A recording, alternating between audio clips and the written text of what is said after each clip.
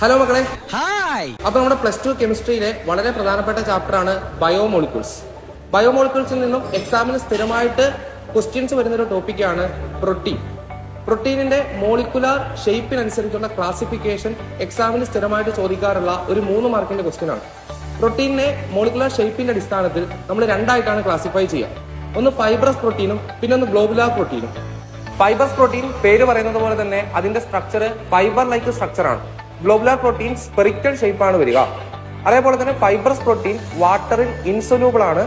And globular protein water soluble ആയിട്ടുള്ള protein ആണ്. ഇനി 2 എക്സാമ്പിൾ കൂടെ നമുക്ക് അവിടെ കൊടുക്കാനായിട്ട് പറ്റും.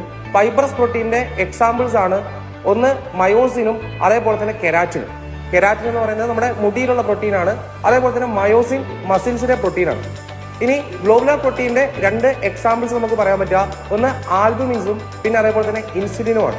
അപ്പം ഇത്രയും കാര്യങ്ങളാണ് നമ്മൾ ഒരു 3 മാർക്കിന്റെ ക്വസ്റ്റ്യൻ ആകുമ്പോഴേക്കും എഴുതി കൊടുക്കേണ്ടതായിട്ടുള്ളത്. അപ്പം ബയോമോളിക്യൂൾസ് എന്ന് പറയുന്ന ചാപ്റ്ററിലെ ഏറ്റവും പ്രധാനപ്പെട്ട ക്വസ്റ്റ്യൻസുമായിട്ട് ഇന്ന് വൈകുന്നേരം 8 മണിക്ക് നമ്മൾ ലൈവ് ക്ലാസ് എടുക്കുന്നുണ്ട്.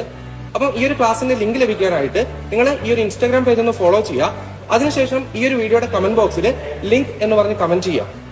Happy learning, happy lifting.